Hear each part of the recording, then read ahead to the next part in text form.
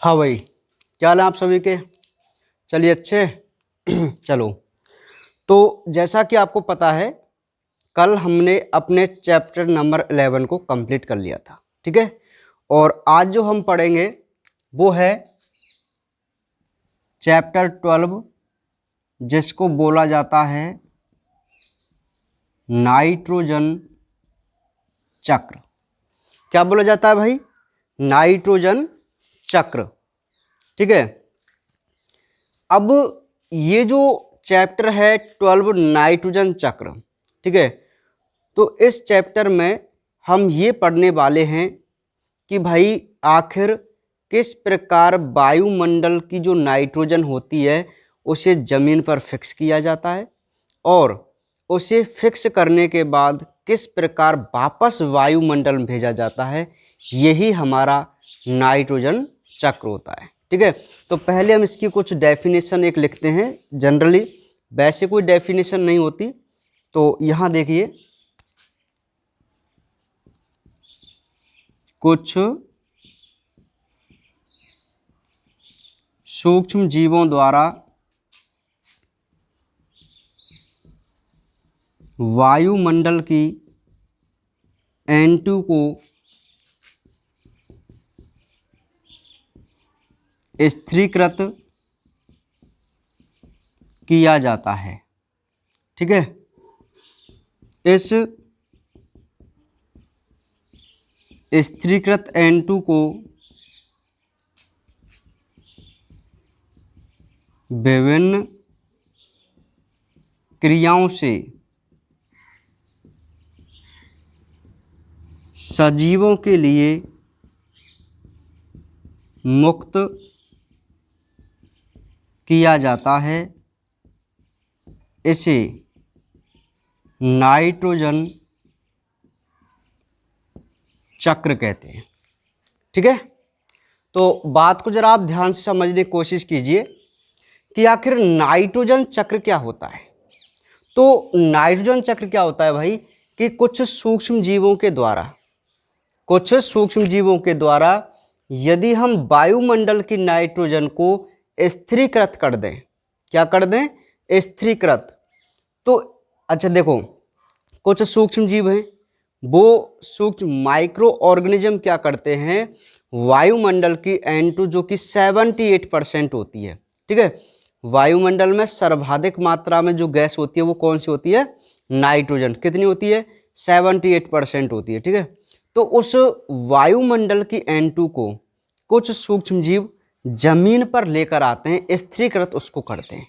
ठीक है, अब जो N2 जमीन में फिक्स हुई है, जमीन में फिक्स हो गई, तो हम क्या करते हैं, इसे दोबारा से विभिन्न क्रियाओं के माध्यम से फ्री करते हैं एनवायरनमेंट में। ठीक है, या हम कह सकते हैं वापस वायुमंडल या वातावरण भेजते हैं। तो इसी को हम क्या बोलते हैं भाई? नाइट्रोजन चक्र बोलते हैं। क्या बोलते हैं इसको? हम नाइट्रोजन चक्र बोलते हैं। ठीक है, समझ में आ गई बात N2 चक्र की, है ना। तो ये छोटी सी एक डेफिनेशन है केवल ऐसे ही। वैसे आपसे कभी भी ये नहीं पूछेगा कि नाइट्रोजन चक्र की परिभाषा लिखो, इसकी कोई ऑथेंटिक डेफिनेशन नहीं होती। ठीक है, हाँ चलिए, तो अब हम अपने टॉपिक पर इंपॉर्टेंट रूप से चल रहे हैं, तो आप ध्यान से इसको समझना भाई। नाइट्रोजन चक्र, ठीक है, अब हमें इस पूरे नाइट्रोजन चक्र को चलाना है। तो देखते हैं कि एक नाइट्रोजन चक्र किस प्रकार चलता है, अर्थात आप किस प्रकार N2 को फिक्स करेंगे और फिर फिक्स करने के बाद उसे वापस कैसे वायुमंडल में भेजेंगे। ठीक है, यही N2 साइकिल रहेगा, है ना। तो देखो, N2 चक्र 4 प्रक्रियाओं द्वारा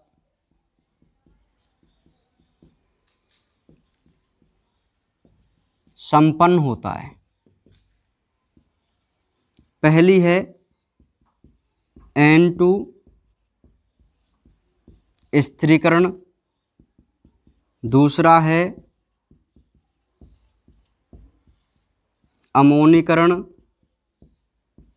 तीसरा है नाइट्रीकरण और चौथा है विनाइट्रीकरण। ठीक है, तो आप ध्यान से समझिए कि जो पूरा N2 साइकिल होता है, ये जो N2 चक्र है वो 4 प्रक्रियाओं द्वारा संपन्न होता है। अर्थात हम पूरे नाइट्रोजन चक्र को इन 4 क्रियाओं के माध्यम से चला सकते हैं या संपन्न करते हैं, पूरा करते हैं। तो आप पहले तो हेडिंगों पे ही ध्यान देना है ना। देखो, सबसे पहले हम करेंगे N2 का फिक्सेशन, स्थिरीकरण। ठीक है, उसके बाद हम इसका करते हैं अमोनीकरण। क्या करते हैं? अमोनीकरण। और अमोनीकरण करने के बाद हम इसका करेंगे नाइट्रीकरण। क्या करेंगे? नाइट्रीकरण। और नाइट्रीकरण के बाद हम क्या करेंगे? इसका विनाइट्रीकरण। ठीक है, तो पहले चरण में हम क्या करने वाले हैं कि जो वायुमंडल की नाइट्रोजन है उसे हम फिक्स करेंगे। क्या करेंगे? फिक्स करेंगे। कहाँ पर? जमीन में। क्योंकि उसी को तो आप N2 स्थिरीकरण बोलेंगे। आपको पता है कि वायुमंडल की जो नाइट्रोजन होती है वो फ्री रहती है। ठीक है, तो हमें किसी भी प्रकार से, किसी भी माध्यम से उस फ्री गैस को अपनी जमीन पर लेके आना है ताकि उसे हमारे प्लांट एब्जॉर्ब कर सकें। ठीक है, क्योंकि प्लांटों के लिए नाइट्रोजन का होना बहुत ही आवश्यक है। विदाउट नाइट्रोजन के कोई भी प्लांट ग्रोथ नहीं कर सकता, वृद्धि नहीं कर सकता। क्रांतिक तत्व है ना ये, NPK, नाइट्रोजन, फास्फोरस और पोटेशियम। NPK चैप्टर नंबर 8 में आपने पढ़ा है। ठीक है, हाँ। तो पहले तो यही समझो कि जो N2 चक्र है वो 4 प्रक्रियाओं से संपन्न होता है। ये 4 जो आपको हेडिंग दिखाई दे रही हैं, इन हेडिंगों के माध्यम से हमारा पूरा नाइट्रोजन चक्र कंप्लीट होता है। ठीक है, अब हमें क्या करना है? क्रमशः एक एक हेडिंग को हमें क्लियर करते हुए चलना है। ठीक है, अब यहां पर जो मोस्ट वन बात ये होती है कि आखिर ये जो N2 का फिक्सेशन है वो किस प्रकार होता है। ठीक है, N2 का फिक्सेशन। तो मैं आपको एक बात बता दूं, यहां पर थ्योरी हमारे इतने मायने नहीं रखेगी। जब हम इसको समझेंगे तो आपको पूरी थ्योरी यहीं पर क्लियर हो जाएगी। ठीक है, तो देखते हैं इसको एक बार, है ना। अभी आप इनको स्किप कीजिए, अमोनीकरण, नाइट्रीकरण और विनाइट्रीकरण को। हमारा पहला टॉपिक है नाइट्रोजन स्थिरीकरण। अर्थात हमारे पास एक टारगेट है, और वो क्या टारगेट है कि आपको वायुमंडल के नाइट्रोजन को फिक्स करना है जमीन में। ये टारगेट है। ठीक है, अब इस टारगेट को हम पूरा करेंगे। जरा ध्यान से इसको समझने की कोशिश करना। देखिए भाई, सबसे पहली बात, इस नाइट्रोजन का जो स्थिरीकरण है, उसे हम 2 प्रकार से कर सकते हैं। मैं यहीं पर कुछ आरेख सा इसका बनाऊंगा। स्थिरीकरण जो है इसका हम 2 प्रकार से कर सकते हैं। एक तो हम कर सकते हैं बायोटिक यानी कि जैविक तरीके से, और एक कर सकते हैं हम इसको अजैविक तरीके से, एबायोटिक। बात को ध्यान से समझने की कोशिश कीजिए भाई, बायोटिक और एबायोटिक। N2 का जो आप फिक्सेशन करेंगे वो आप 2 तरीकों से कर सकते हैं, एक तो जैविक तरीके से और एक अजैविक तरीके से। ठीक है, जो अजैविक तरीका होता है एबायोटिक, क्योंकि हम इसकी सबसे पहले बात करेंगे, तो जो अजैविक होता है वो भी 2 माध्यमों से होता है। एक तो होता है वायुमंडल द्वारा और एक होता है औद्योगिक।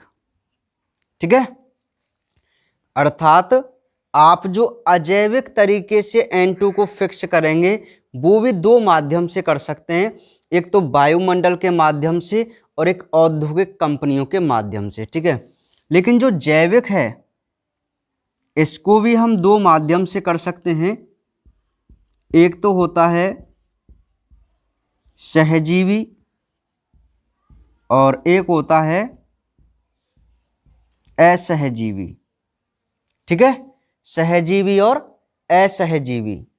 इस सहजीवी में दो प्रकार के जीवाणु होते हैं, मैं आपको बता दूंगा सभी। एक तो होते हैं जो मूल में रहते हैं, जो बनाते हैं मूल ग्रंथ का, उसका एग्जाम्पल है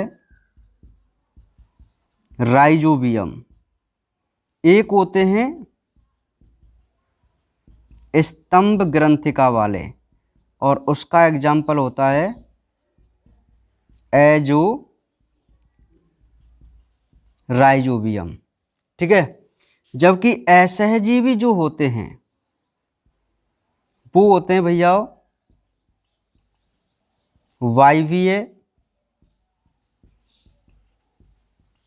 अवायवीय, ठीक है। वायवीय और अवायवीय, ठीक है। जैसे हमारा एजोबैक्टर है, नील हरित शैवाल हैं। एक सिंपल यहाँ अलग से हम नील हरित शैवाल भी लिख सकते हैं, किसी प्रकार लिख सकते हैं आप ना। तो देखिए भाई, बात को आप जरा ध्यान से समझो कि ये जो आरेख आपको दिखाई दे रहा है, ये आरेख जो है वो नाइट्रोजन को फिक्स करने का है, स्थिरीकृत करने का है, ठीक है। समझ में आ रही मेरी बात? तो आपसे डायरेक्ट वो ये भी पूछ सकता है कि नाइट्रोजन स्थिरीकरण का आरेख बनाइए। बात को ध्यान से समझो। ये चलो इसमें एग्जाम्पल भी हम लिख ही देते हैं ना। AJ2 वेक्टर,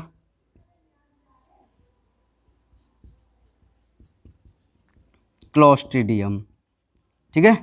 क्योंकि इनके एग्जाम्पल हमें बाद में भी करने, तो ये भी इंपॉर्टेंट है भाई, ठीक है। दिख रहा है ना आपको यहाँ तक? चलो क्लोस्ट्रीडियम थोड़ा नहीं दिख रहा, नाम समझ ले, क्लोस्ट्रीडियम है ना। सुनिए भाई, अब ध्यान से आप समझने की कोशिश कीजिए। ये जो चार्ट है वो N2 को फिक्स करने का है, अर्थात नाइट्रोजन चक्र वायुमंडल से जमीन में किस प्रकार फिक्स होती है उसका ये आरेख है, इन माध्यमों से फिक्स होती है। अब आप 2 मिनट इसको समझने में लगाना, ठीक है। ध्यान से मेरे साथ समझते हुए चलो। N2 आपको याद है ना, ये नाइट्रोजन चक्र की पहली प्रक्रिया है। नाइट्रोजन चक्र की 4 प्रक्रियाएं थी, उनमें से पहली प्रक्रिया है N2 स्थिरीकरण। तो हमें यहीं पर काफी देर तक रुकना पड़ेगा कि आखिर N2 का फिक्सेशन किस प्रकार होता है। ये एक बहुत बड़ी और जटिल प्रक्रिया होती है ना, क्योंकि हम वायुमंडल से जमीन पर लेके आ रहे हैं भाई, वैसे ही अपने आप में जटिल प्रक्रिया है, ठीक है। हाँ, तो ध्यान समझो कि N2 का जो फिक्सेशन है वो 2 प्रकार से हो सकता है, एक तो जैविक तरीके से और एक अजैविक तरीके से। सबसे पहले तो हमें यही समझ के चलना है, ठीक है, कि जैविक तरीके से और अजैविक तरीके से दोनों ही प्रकार से हम N2 का फिक्सेशन कर सकते हैं। क्लियर है? अच्छा, अब आप ये कहेंगे भाई एक बात मुझे बताओ, अजैविक तो वो होता है जिसमें किसी भी सूक्ष्म जीव या किसी भी जीव जंतु का सहारा नहीं हो, वही होता है ना अजैविक। और जैविक का मतलब क्या होता है? जिसमें कोई सूक्ष्म जीव भाग ले। सिंपल सी बात होती है, नहीं होती है ना। तो अजैविक में हमारे 2 घटक आते हैं, एक तो वायुमंडल है ना, वायुमंडल, और एक औद्योगिक। भाई वायुमंडल में जो कुछ हैं ऊपर की तरफ वो सजीव थोड़ी हैं, निर्जीव हैं। जैसे कोई भी भौतिक कारक हम यहाँ पे कह सकते हैं। वायुमंडल में कुछ फिजिकल फैक्टर होते हैं वो N2 को फिक्स करने में मदद करते हैं, ठीक है। तो वायुमंडल के माध्यम से और औद्योगिक के माध्यम से हम अजैविक तरीके से N2 को क्या कर सकते हैं? फिक्स कर सकते हैं, ठीक है। सेम उसी प्रकार हम बात करें बायोटिक की, किसकी बात कर रहे हैं? बायोटिक यानी कि जैविक तरीकों की।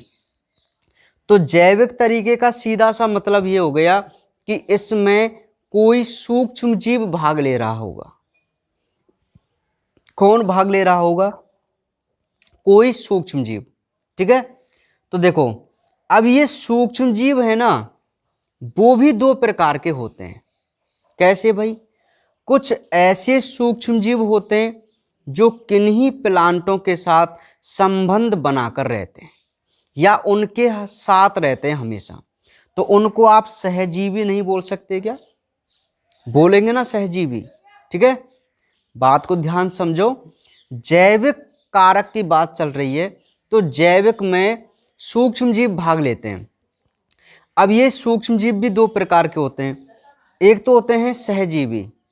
सहजीवी वो जीवाणु होते हैं जो किन्हीं प्लांटों के साथ संबंध स्थापित करके रखते हैं, और इसका आपने बहुत अच्छी तरीके से नाम भी सुन रखा होगा। कौन? राइजोबियम। सुना है राइजोबियम?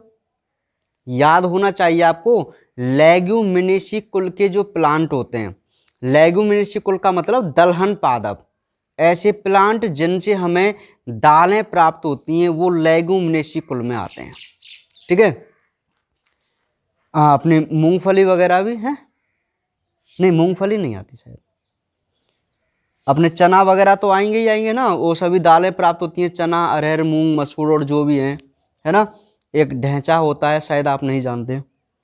तो सहजीवी जो जीवाणु हैं, मूल सहजीवी जीवाणु, ये ऐसे जीवाणु होते हैं जो किसी भी प्लांट के साथ संबंध स्थापित करके रखते हैं।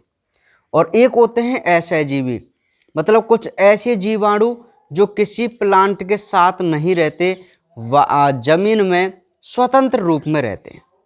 तो देखो जीवाणु की कैटेगरी भी दो प्रकार की हो गई रहने के आधार पर, एक स्वतंत्र है, एक किसी के साथ रह रहा है। ठीक है, तो सहजीवी और असहजीवी दोनों प्रकार के जीवाणु N2 का क्या कर सकते हैं? फिक्सेशन कर सकते हैं। अब हमें इनके एग्जाम्पल याद रखने, है ना। तो सहजीवी भी दो प्रकार से मैंने क्यों डिवाइड किया? क्योंकि जो सहजीवी जीवाणु होते हैं, एक सहजीवी जीवाणु ऐसा होता है जो जड़ों में रहता है, और एक सहजीवी जीवाणु ऐसा रहता है जो पेड़ के तने में रहता है। देखो यहां भी डिफरेंट है, पर आपको ज्यादा यहां पर दिमाग नहीं लगाना है।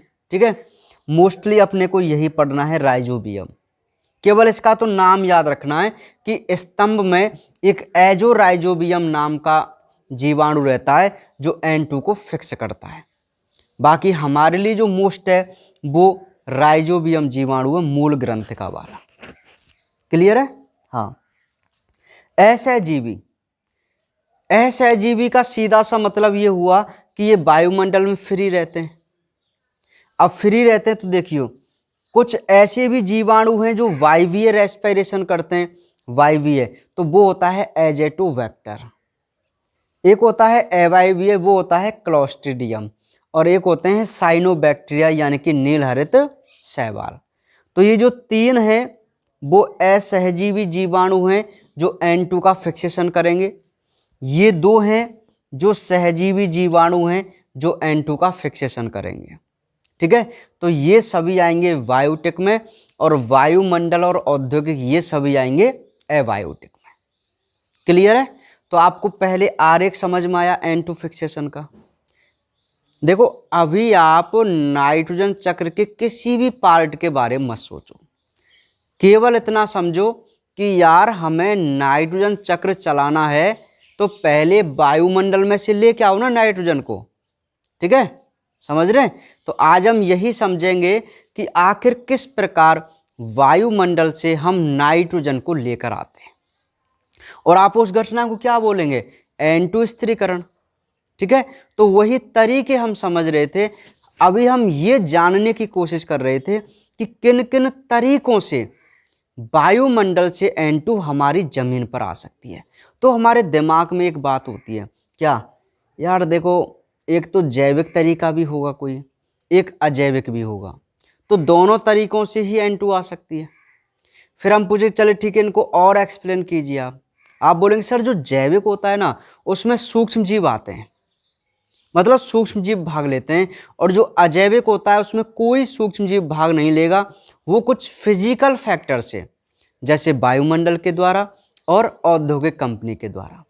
जबकि सूक्ष्म जीव होते हैं वो जैविक कैटेगरी में आते हैं, और वो भी सर रहने के स्थान पर अपने स्वभाव के आधार पर वो भी दो प्रकार के होते हैं, एक तो होते हैं सहजीवी और एक होते हैं असहजीवी। सहजीवी का मोस्टली आप एग्जाम्पल याद रखो राइजोबियम जीवाणु, और असहजीवी के वायवीय, अवायवीय और नीलहरित शैवाल, इनके एक दो एग्जाम्पल, क्योंकि वो आपसे ये भी पूछ लेता है कि किसी एक वायवीय जीवाणु का नाम लिखो, है ना, समझ में आ रही है बात, है ना भाई। हाँ, तो यहां से भी क्वेश्चन बन जाता है कि कोई एक असहजीवी जीवाणु का नाम लिखो, डायरेक्ट आपसे पूछ लेगा एक नंबर का एक असहजीवी, क्योंकि हम इसको तो रटे हुए पढ़े हैं भाई। सहजीवी हम सभी जानते हैं कि राइजोबियम होता है, शुरू से पढ़ते आए, लेकिन असहजीवी हम कम जानते हैं। तो वो एक एग्जाम्पल पूछ लेता है कि मृदा में उपस्थित कोई एक असहजीवी जीवाणु का उदाहरण बताइए, तो आप इनमें से किसी भी एक को लिख सकते हैं जो कि असहजीवी होता है। क्लियर है, ठीक है। तो आप इस प्रकार आरेख की बात समझ में आई कि नहीं आई आपको, है ना, कोई दिक्कत नहीं है इसमें। आप पीडीएफ में शायद ये नहीं है तो आप नोट्स में इनको बनाने की कोशिश कीजिए, 1 मिनट का टाइम है, फटाफट बना लो। इसको बनाना है सभी को, एक्स्ट्रा रूप से बनाना है।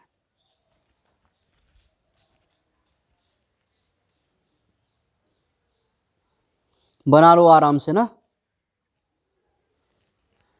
शायद ये पीडीएफ में नहीं होगा तो इसलिए मैं आपसे कह रहा हूं, है बनाओ।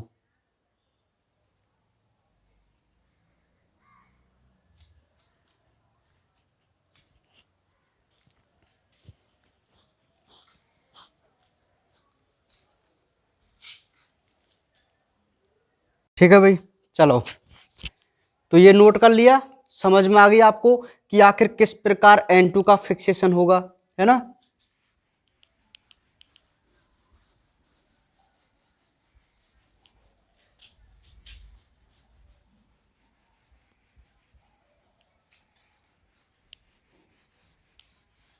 चलो अब आप ध्यान से समझो, ठीक है, ध्यान पूर्वक समझना मेरी बात को।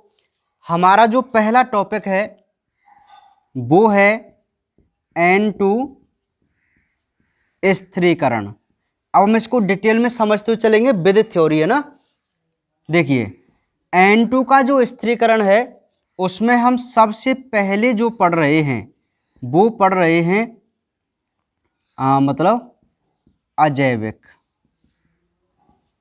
अजैविक N2 स्थिरीकरण।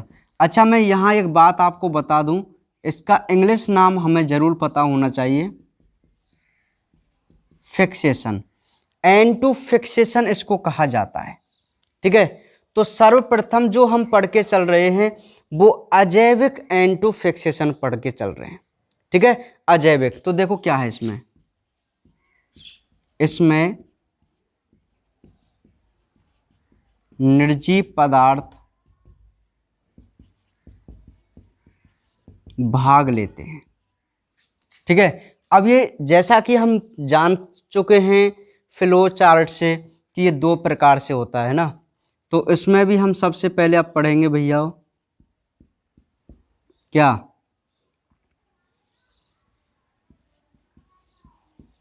वायुमंडल, ठीक है। अब आप इसको एक बार ध्यान से समझो, बहुत इंटरेस्ट है, ठीक है, बहुत इंटरेस्टिंग टॉपिक है। अभी आप 1 मिनट में आपको समझ जाएंगे कि आखिर किस प्रकार वायुमंडल की N2 जमीन में आई, ठीक है। देखिए सबसे पहले क्या होता है कि जो वायुमंडल की नाइट्रोजन होती है, अब आप सभी जानते हैं कि नाइट्रोजन के जो मॉलिक्यूल होते हैं वो ट्रिपल बॉन्ड से बंधे हुए होते ना, ट्रिपल बॉन्ड से, है ना, त्रिसंयोजी बंध होता है ना दोनों नाइट्रोजन अणुओं के बीच में। नाइट्रोजन अणु में त्रिसहसंयोजी बंध होता है, नहीं होता, त्रिबंध होता है ना, ठीक है।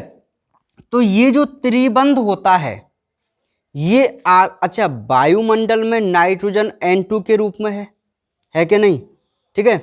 तो ये जो त्रिबंध होता है इनके बीच में, तो उसको तोड़ने के लिए हमें बहुत ज़्यादा ऊर्जा की आवश्यकता होती है।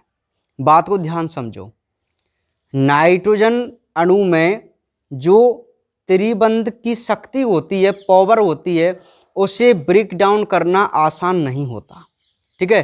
तो उसको ब्रेक डाउन करने के लिए बहुत अधिक ऊर्जा की क्या होती है भाई, आवश्यकता होती है, ठीक है, ऊर्जा की आवश्यकता होती है। तो मैं आपको सबसे पहले बताऊंगा, फिर उसके बाद हम इसकी थ्योरी लिखेंगे, ठीक है ना भाई। देखना, ध्यान समझना। देखो होता क्या है कि जब बादल गरजते हैं, बात को जरा ध्यान समझो, N2 का फिक्सेशन चल रहा है और वो भी अजैविक तरीकों से, और अजैविक तरीकों में भी हम देख रहे हैं कि आखिर वायुमंडल किस प्रकार N2 को फिक्स करेगा, ये हमारा टारगेट है, ठीक है। तो देखते हैं, जब बादल गरज रहे होते हैं तो बिजली कड़कती है, तड़ित जिसको बोलते हैं, तड़कती है भाई बिजली, आप सभी ने देखा होगा। क्या है भाई बिजली, जब जो बादल होते हैं ना, बादल जब इस प्रकार गमन करते हैं तो वो आपस में टकराते हैं और उनके टकराने से कुछ आवेश उत्पन्न होता है, और वही आवेश क्या होता है, एक प्रकार की इलेक्ट्रिक, भाई एक प्रकार का करंट होता है। आवेश तो आप जानते ही हैं, आवेशों का यदि प्रवाह हो गया तो वो करंट में बन जाते हैं ना आवेश, आपको पता होना चाहिए, है ना। हाँ, तो जब जो बादल गरजते हैं, गरजने का मतलब ये होता है कि वो आपस में टकरा रहे हैं, ठीक है, और जब वो टकराते हैं तो एक बिजली उत्पन्न होती है भाई, है ना। तो वही बिजली जिसके पास बहुत ज्यादा एनर्जी होती है, वो क्या करती है, उस नाइट्रोजन को ब्रेक डाउन करके, बात को समझो, वो क्या करती है कि नाइट्रोजन को ब्रेक डाउन भी करती है और नाइट्रोजन को ऑक्सीजन के साथ संयुग्मित भी कराती है। बस इसी बात पे आप टिके रहो। देखो ध्यान से समझो मेरी बात को। होता क्या है कि वायुमंडल में है नाइट्रोजन, ठीक है। तो ये नाइट्रोजन जब बिजली कड़कती है, ये रही भैया वो बिजली, यहां पर ध्यान समझो, ये रही तड़ित, है ना।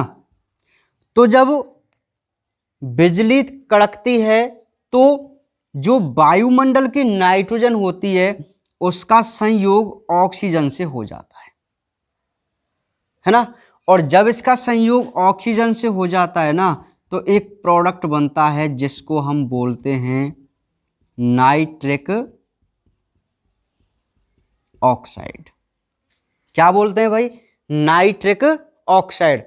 बहुत ही सिंपल है N2 के फिक्सेशन को समझना, ठीक है। केवल मेरी बातों को ध्यानपूर्वक आप समझते चलिए। देखो हुआ क्या, बादल गरज रहे हैं, ठीक है। बादल जब गरजते हैं तो बिजली चमकती है, तड़कती है बिजली। तो वो जो बिजली तड़कती है तो उसके पास क्या है, ऊर्जा आती है, ऊर्जा होती है उसके पास। तो उस ऊर्जा का हम क्या प्रयोग करते हैं कि जो वायुमंडल की नाइट्रोजन होती है, वायुमंडल की जो नाइट्रोजन होती है वो उसको ऑक्सीजन से वो संयुग्मित करा देती है। अच्छा, वायुमंडल में ऑक्सीजन नहीं है क्या, है ना, और वायुमंडल में नाइट्रोजन भी है। तो नाइट्रोजन और ऑक्सीजन आपस में जब ये रिएक्ट करते हैं तो इनको बहुत ज़्यादा ऊर्जा की आवश्यकता होती है, तो वो ऊर्जा इनको प्रोवाइड कराती है तड़ित, ठीक है। और जैसे ही इनको ऊर्जा मिली, ये किस प्रोडक्ट में बदल गया, नाइट्रिक ऑक्साइड में बदल गया भाई, नाइट्रिक ऑक्साइड में, ठीक है, क्लियर है। अब होता क्या है, अब यही नाइट्रिक ऑक्साइड यही नाइट्रिक ऑक्साइड दोबारा से ऑक्सीजन से संयुग्मित करता है। ध्यानपूर्वक समझ रहे ना आप। सबसे पहले आपके पास केवल नाइट्रोजन थी और अकेली ऑक्सीजन थी, ये जो कि वायुमंडल में होती हैं। अब बिजली के चमकने से क्या हुआ, ये दोनों आपस में रिएक्ट करके नाइट्रिक ऑक्साइड यौगिक में बदल जाती हैं, बदल गई। अब ये नाइट्रिक ऑक्साइड जो बना है वो अगेन ऑक्सीजन से क्रिया करके नाइट्रोजन डाइऑक्साइड बना लेता है। क्या बना लेता है भैया? नाइट्रोजन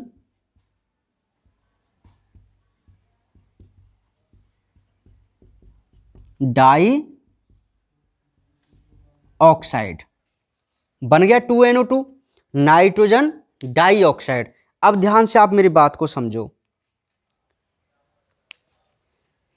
ये जो नाइट्रोजन डाइऑक्साइड है ये कहां पर बना है? ये वायुमंडल बना है ऊपर। और कौन सी क्रिया के समय बनता है ये? जब बादल गरज रहे होते हैं।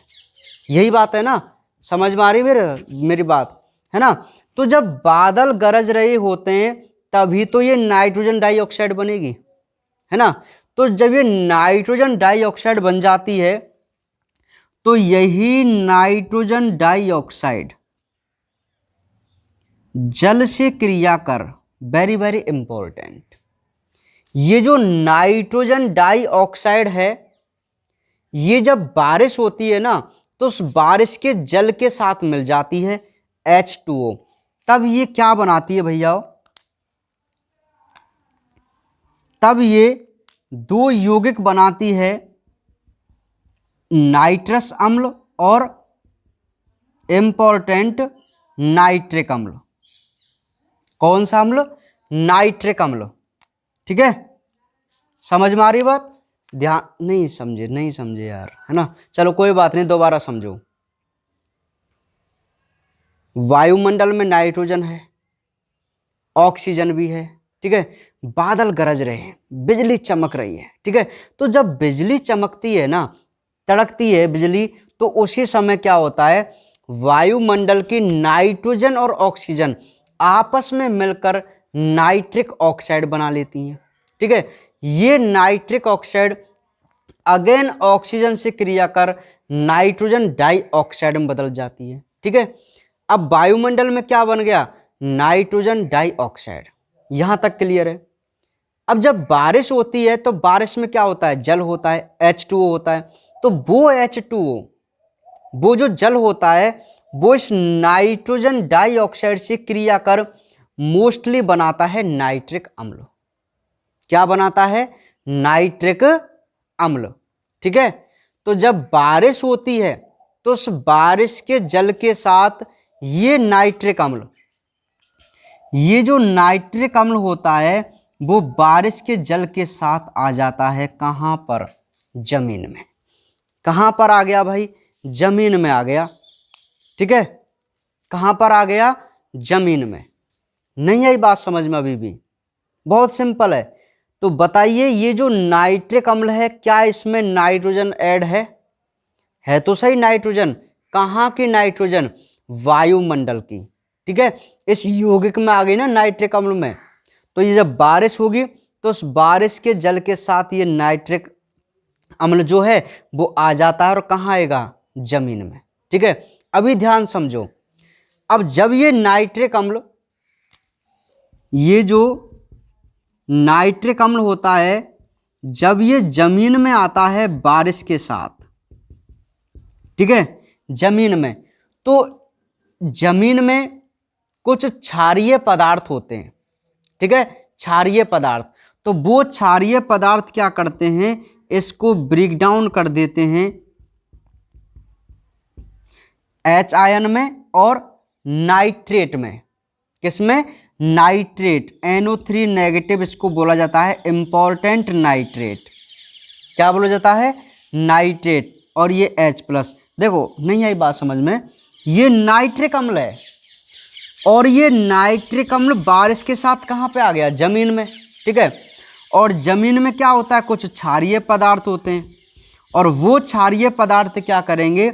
इस नाइट्रिक अम्ल को जब विखंडित करते हैं तो H+ और नाइट्रेट में ये यौगिक बदल जाता है, और यही नाइट्रेट इम्पोर्टेंट पदार्थ होता है जिससे कोई भी प्लांट लेता है। किसको?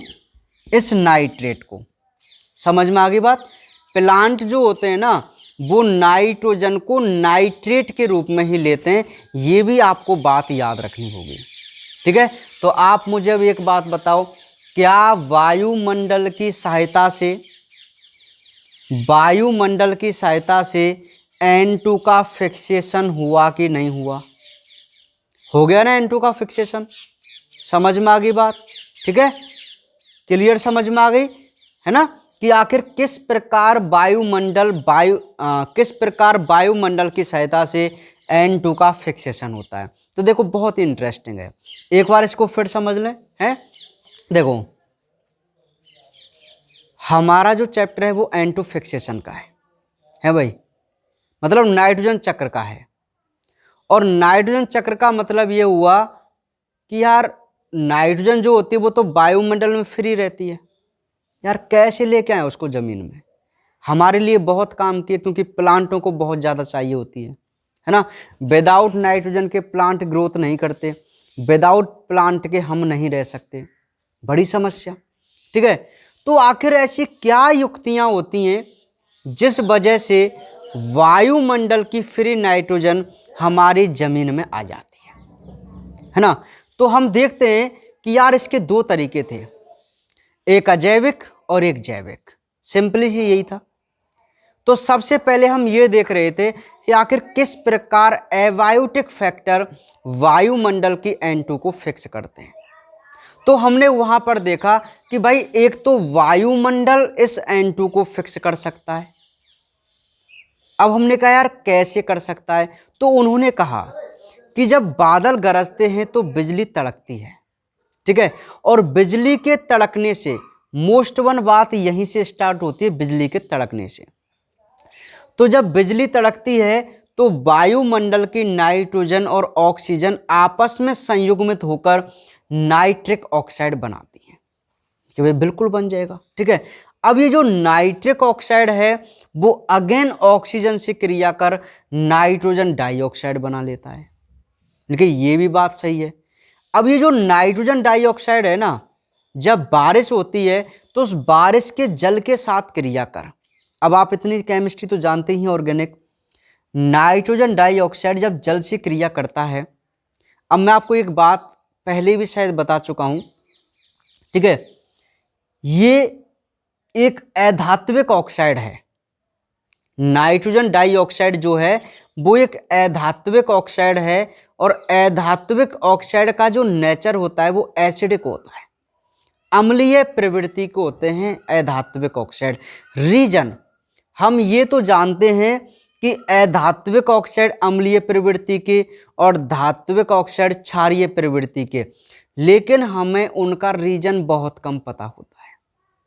कई रीजन है, लेकिन एक सिंपली रीजन यही होता है उनका कि जब भी आप अधात्विक ऑक्साइड की क्रिया जल से कराओगे तो हमेशा अम्ल का निर्माण करेगा, और जब भी आप धात्विक ऑक्साइड की क्रिया जल से कराओगे हमेशा एक क्षारीय पदार्थ का निर्माण होगा।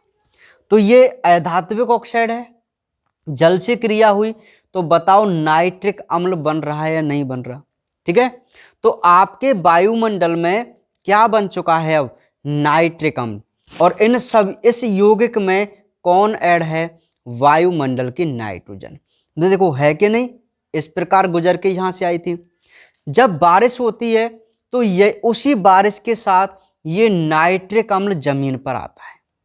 अब मैं आपको एक बात बता दूं कि बरसात ऋतु में या गर्मियों में जब कई बार पहली दूसरी बारिश होती है बारिश, तो घर वाले हमसे मना करते हैं कि अभी ये पहली दूसरी बारिश है, इस बारिश में मत नहाओ।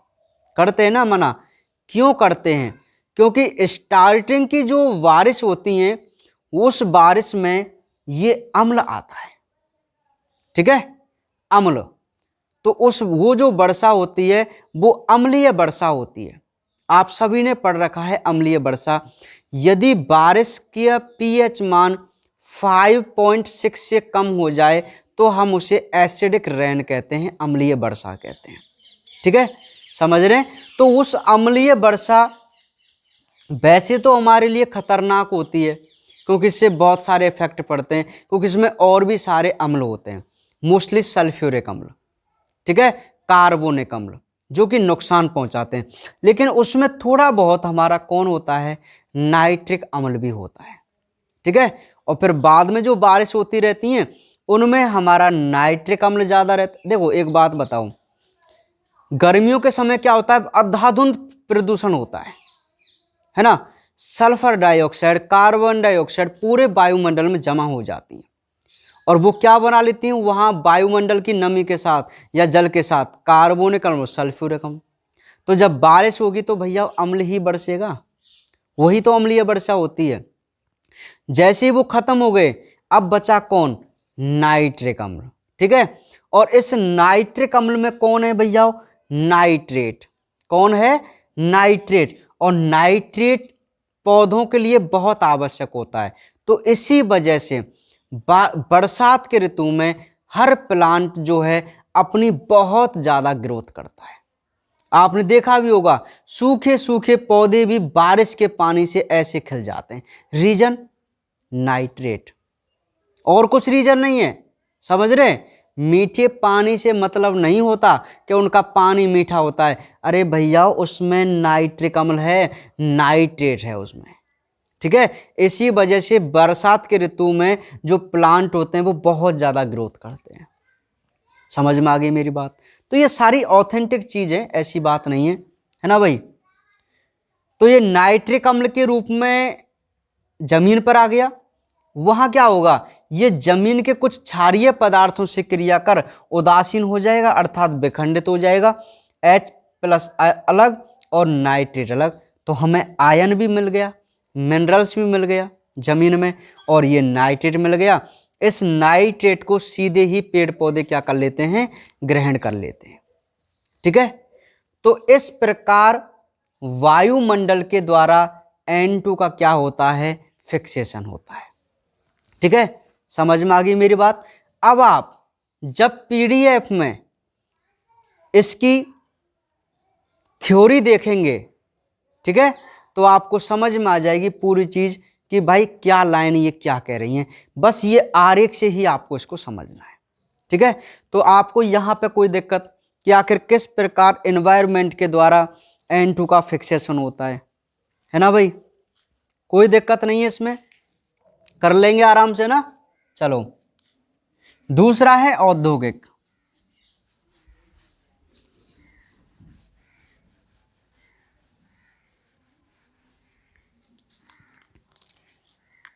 तो पहला अजैविक चल ही रहा था हमारा,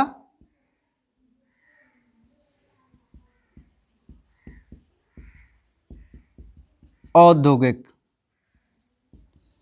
अच्छा, औद्योगिक N2 फिक्सेशन, तो सिंपली हेडिंग से यही जाहिर हो रहा है कि हम कोई कंपनी के माध्यम से औद्योगिक प्रोडक्ट के माध्यम से, फिजिकल कारकों के माध्यम से हम अपनी नाइट्रोजन को फिक्स करेंगे।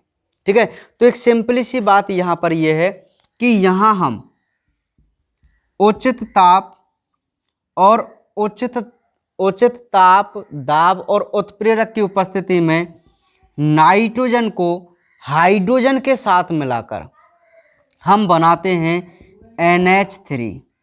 क्या बना लेते हैं, NH3, अमोनिया। बात को ध्यान से समझो, हम क्या करते हैं, वायुमंडल की नाइट्रोजन को उचित ताप, दाब और उत्प्रेरक इनकी उपस्थिति से हम नाइट्रोजन और हाइड्रोजन को संयुग्मित कराकर अमोनिया बना लेते हैं। और इस अमोनिया से हम बनाते हैं यूरिया। क्या बनाते हैं, यूरिया। और इस विधि को हम बोलते हैं हैबर विधि। क्या बोलते हैं भाई, हैबर विधि। है ना। मतलब इस प्रकार अमोनिया बनाना और अमोनिया से यूरिया बनाना, ये जो विधि है वो क्या कहलाती है भाई, हैवर विधि कहलाती है। क्या कहलाती है, हैवर विधि। ठीक है, तो मैं आपको बता दूं कि ये जो औद्योगिक वाली घटना है, इस औद्योगिक में सिंपली हमें क्या करना है कि नाइट्रोजन और हाइड्रोजन को उचित ताप, दाब और उत्प्रेरक की उपस्थिति में अमोनिया बना लेते हैं और उस अमोनिया से यूरिया का क्या होता है, संश्लेषण होता है। इसे हम हैवर विधि कहते हैं। फिर एक समीकरण लिख देना है।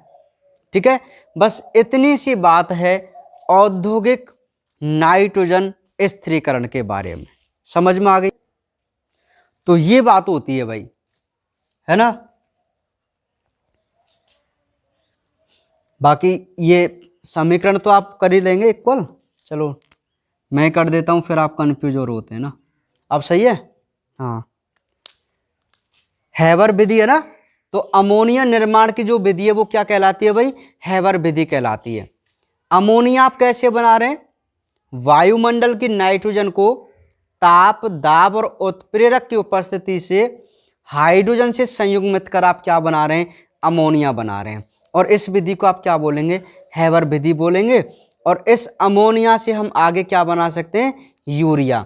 ये वही यूरिया है जिसे हम रासायनिक उर्वरक यानी कि खाद बोलते हैं और खेतों में डालते हैं।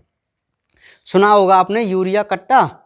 ठीक है, तो वो यूरिया जो बनाया जाता है ना, वो इसी प्रकार बनाया जाता है जिसमें क्या होती है, नाइट्रोजन होती है ना।